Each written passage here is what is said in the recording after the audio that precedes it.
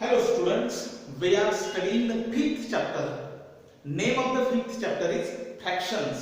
ज्याला आपण अपूर्णांक म्हणतो, म्हणजे पूर्णांक नसलेला असा अपूर्णांक आपण म्हणतो. तर फ्रॅक्शनच्या संदर्भात आपण इक्विव्हॅलंट फ्रॅक्शन सुरुवातीला शिकलो. त्यानंतर like fraction and unlike fraction नंतर शिकलो. आज आपण जर दोन फ्रॅक्शन्स दिले असतील तर दोनही फ्रॅक्शनची तुलना कशी करायची, म्हणजे कोणता फ्रॅक्शन मोठा कोणता फ्रॅक्शन छोटा हे ओळखणं आज आपण पाहणार आहोत. तुम्हाला नंबरची कंपॅरिझन करता येते. समजा एखादा नंबर आहे 47 आणि इकडे आहे 38.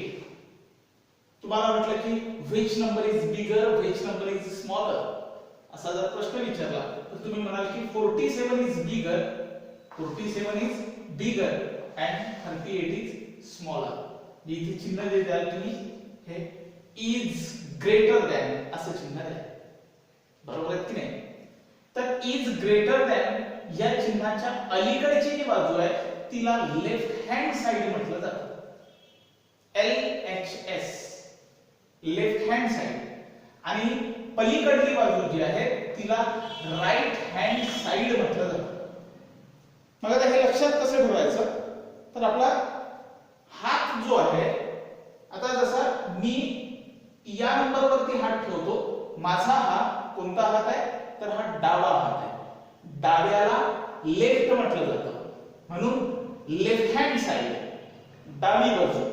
आणि हा माझा उजवा हात आहे, मग ही इकडली बाजू कोणती झाली, उजवा हात आहे, उजव्याला राईट म्हटलं जातं आणि तिकडली जी बाजू झाली तिला राईट हँड साइड म्हटलं जातं.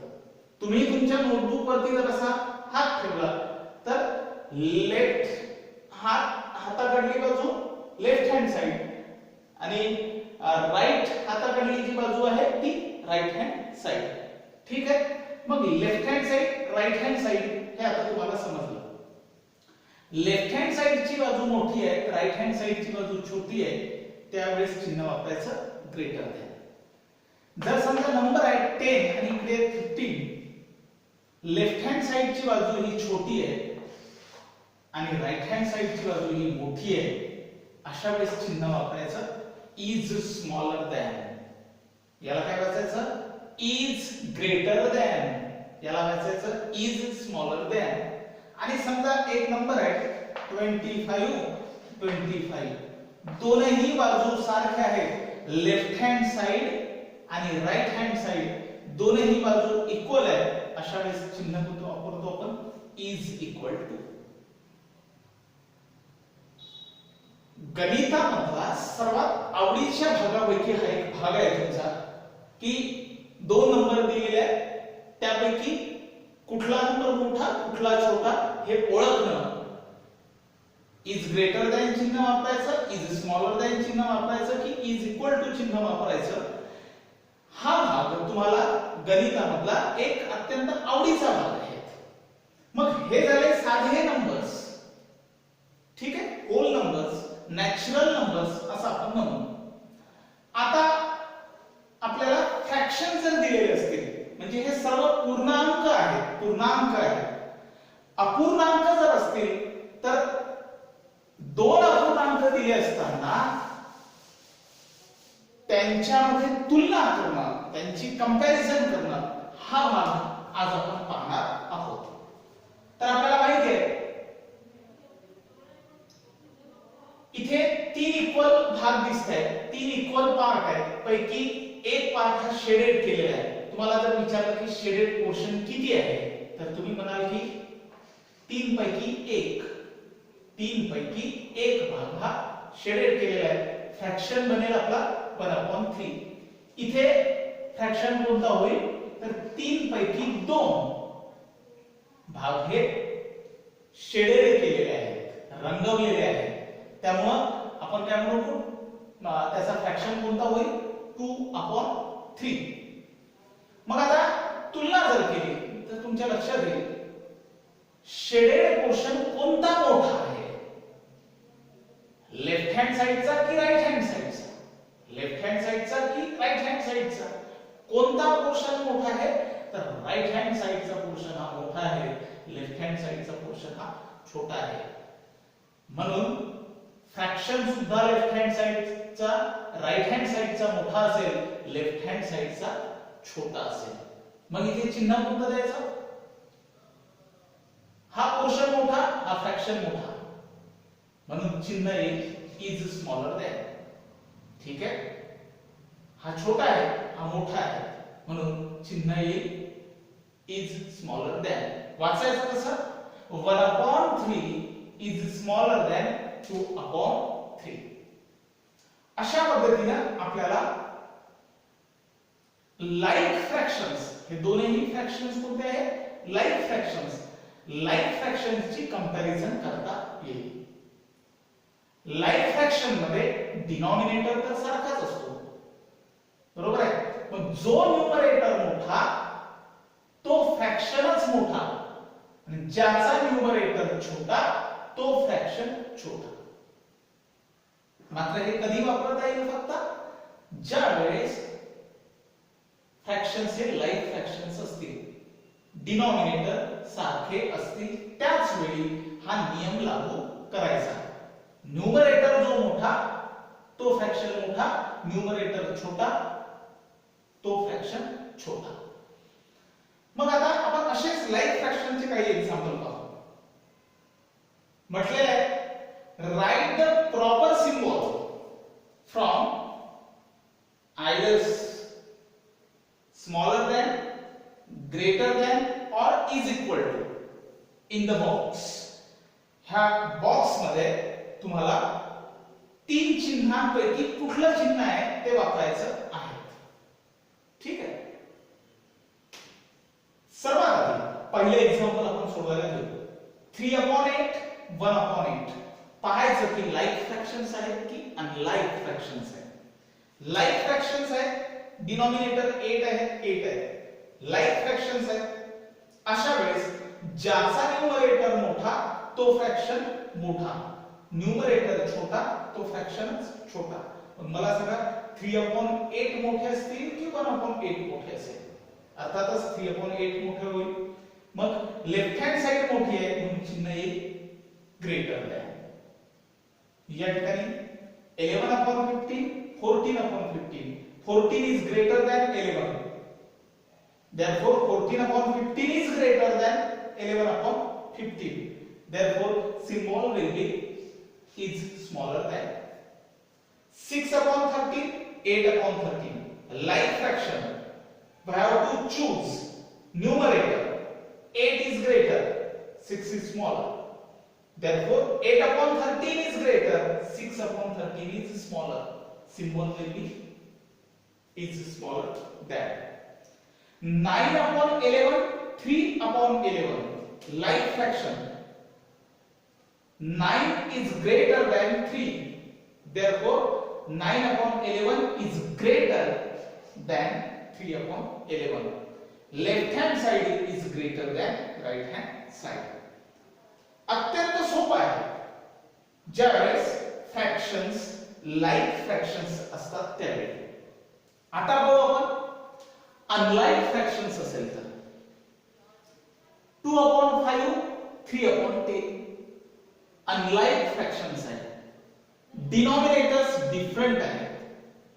अशा वेळी अनलाईक फ्रॅक्शन्सला लाईक फ्रॅक्शन मध्ये कन्वर्ट करायचं, जे आपण आधीच्या प्रॉब्लेम सेट मध्ये किंवा आधीचाच पार्ट आपण पाहिलेला आहे. आपल्याला करता येतं. अनलाईक फ्रॅक्शन्स असतील तर त्याचं कन्वर्शन आपल्याला लाईक फ्रॅक्शन्स मध्ये करता येतं. 2/5 3/10. डिनॉमिनेटर 5 आहे, 10 आहे. आपल्याला माहिती आहे 5 2 चा 10 होतं, म्हणजे आपण काय म्हणू शकतो 2/5 आहे तर into 2 into 2, त्यामुळे 5 into 2 काय होईल 10 आणि इकडे ऑलरेडी 10 आहेच म्हणून इथे 3/10 जसेच्या तसेच. सध्या हा बॉक्स सोडवायचा नाही. ठीक आहे, आपण हा बॉक्स नंतर सोडवू, पहिल्यांदा कॅल्क्युलेशन करून घेऊ. मग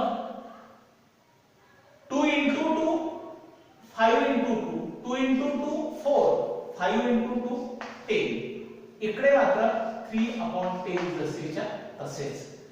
अनलाइक फ्रॅक्शन्स होते, आता कुठे काय झाले, लाईक फ्रॅक्शन्स झालेले आहे. लाईक फ्रॅक्शन्स झालेले आहेत, अशा वेळी आपल्याला कोणता फ्रॅक्शन मोठा छोटा आणि कोणता फ्रॅक्शन छोटा हे कंपॅरिझन करता येते. Numerator is greater, first numerator is greater than second numerator, therefore first fraction is greater than second fraction. जे चिन्ह कोणते इथे is greater than, पण इथे जर is greater than चे चिन्ह आहे तर इथे सुद्धा कोणते चिन्ह येईल is greater than. असं एक्झाम्पल सोडवायचं कधी, जर फ्रॅक्शन्स अनलाइक असतील तर. दुसरे एक्झाम्पल सोड. 3/14 2/7 अनलाइक फ्रॅक्शन्स आहेत. लाइक होतात काय जरा पहा.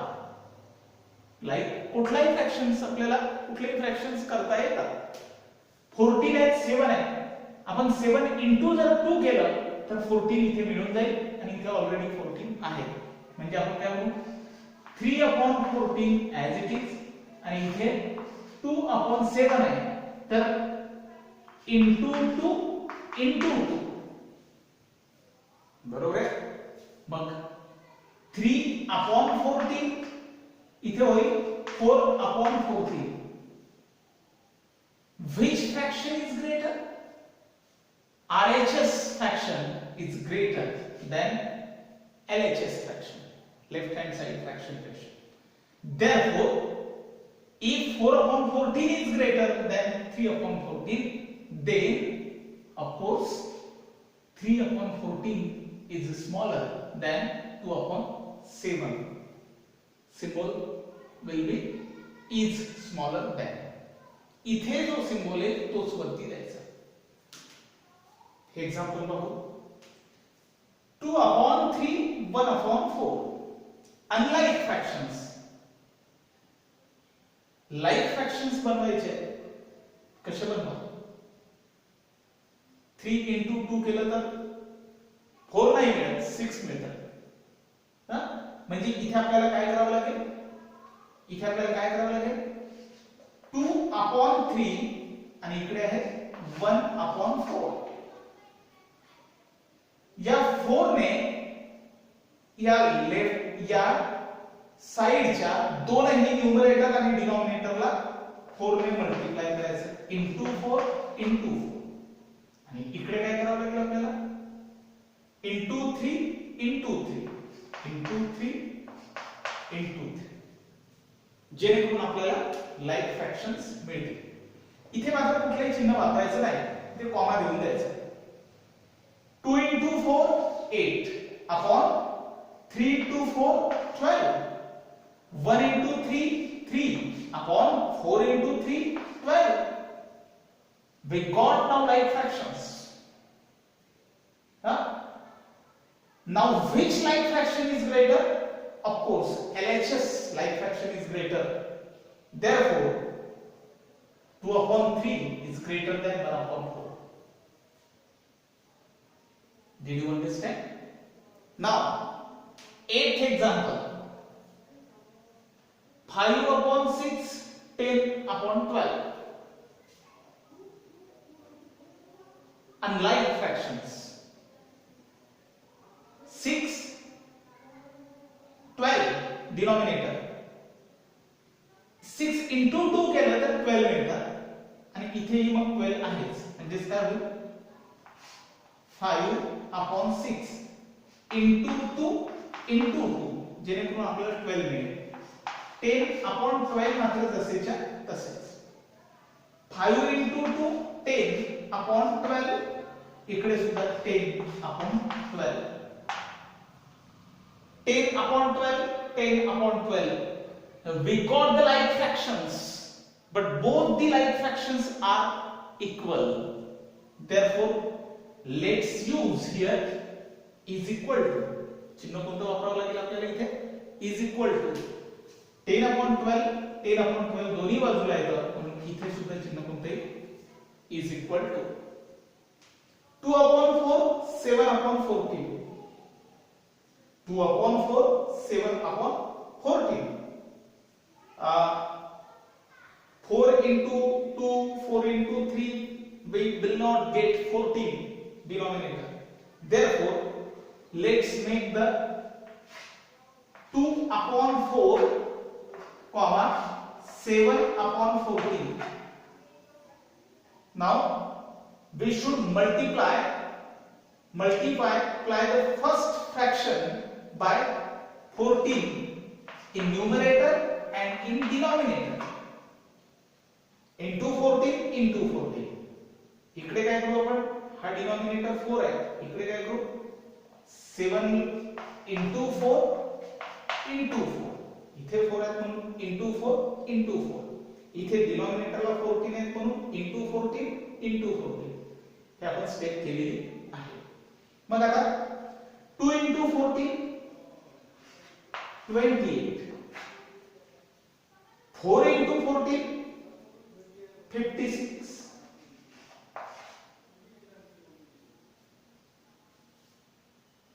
7 into 4 28. 14 into 4 56. We got the fractions 28 upon 56, 28 upon 56. We got the like fractions, but both the like fractions are also equal. Therefore, symbol will be is equal to. Therefore, we can use here symbol is equal to. आता एक गोष्ट लक्षात घ्या, इथे is equal to वापरलेले आहे, इथे is equal to वापरलेले आहे. जेव्हा चिन्ह is equal to आपल्याला वापरावं लागतं तेव्हा लक्षात घ्यायचं की पहिला आणि दुसरा फ्रॅक्शन्स हे इक्विव्हॅलेंट फ्रॅक्शन्स असतात. 5 upon 6 equivalent fraction 10 upon 12 आहे. 2 upon 4 equivalent fraction 7 upon 14 आहे. त्यानंतर 10th example. How will we solve it? We cannot multiply 8 by 2, 3 in order to get the second denominator. Therefore, let's multiply 1 upon 8 here, 3 upon 10. 1 upon 8 by into 10 into 10 into 10 into 10 here into 8 into 8 into 8 into 8 in order to get the like fractions. Now 1 into 10 10 upon 8 into 10 80. Here 3 into 8 24 upon 10 into 8 80. Now we got the like fractions. Yes, we got here like fractions. 10 upon 80, 24 upon 80. Which fraction is greater? Of course 24 upon 80 is greater, therefore smaller than sign will be there. If we have used here smaller than, then we can use here also smaller than. In this way we can compare like fractions and unlike fractions. In the like fractions there is no make the there is no need to calculation, and in unlike fractions we have to first convert these unlike fractions into like fractions and then we have to decide the symbol. We have solved all these examples from the blackboard. You have also write down from blackboard and then solve problem set. I think that next problem set is the problem set 19. As your homework, you have to solve this problem set in your notebook.